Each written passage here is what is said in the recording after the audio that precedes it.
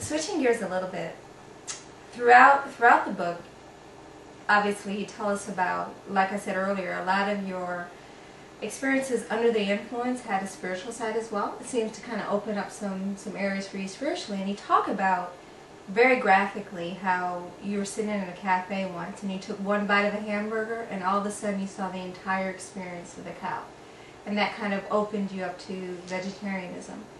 But then again, a young hippie girl was trying to tell you about vegetarianism and you didn't take too kindly to that. Tell us about your whole experience with that. Sure.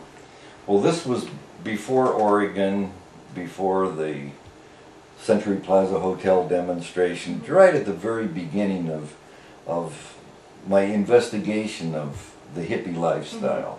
So I was still like half biker, half hippie.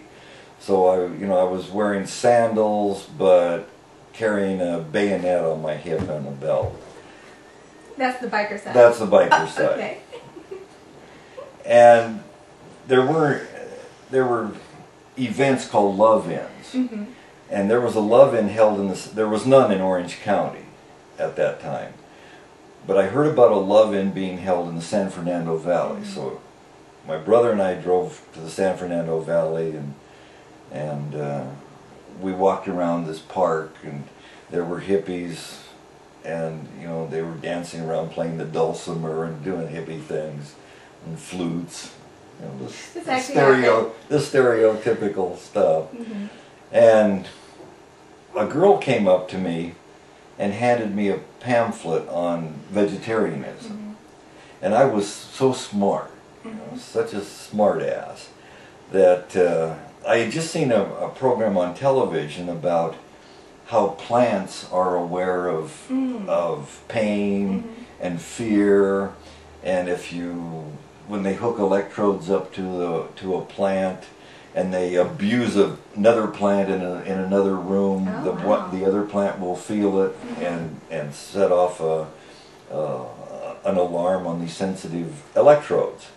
So I had just had that fresh in my mind, and so I said to the girl, I said, "Doesn't a carrot scream when you pull it out of the ground?" And she just smiled and walked off. And I thought I was so, I really got one over on her. Plants scream, animals scream, everybody screams. Okay. So I was on some acid a couple weeks later, and my brother and I were having kind of a bad trip. I remember I was driving down Newport Boulevard in my '62 Chevy Malibu with a 283 engine and 4-speed on the floor. And I looked over at my brother, and the seat looked like it was a long aisle that's extended out into infinity. And my brother, you were driving. I was driving, but I was really little, and the steering wheel was really big. And it was getting like it was time to pull over. Any minute I should pull over. And I could see every pore on my brother's face, and he was looking like a space alien, and things were getting kind of out of hand. And so I thought, well, maybe if I have a couple of beers and a hamburger, I can ground myself, get back to sort of normal before I lose it entirely. So we pulled over into a little cafe, and we went in and ordered a couple hamburgers and a couple of beers. And when my hamburger came, I took a bite out of it, and the whole story of the hamburger came into my mind. I saw the cow.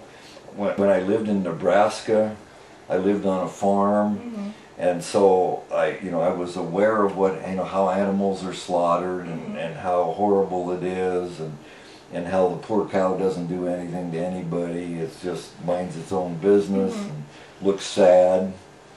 And it was just the whole thing, the pain, the fear, the unnecessary slaughter.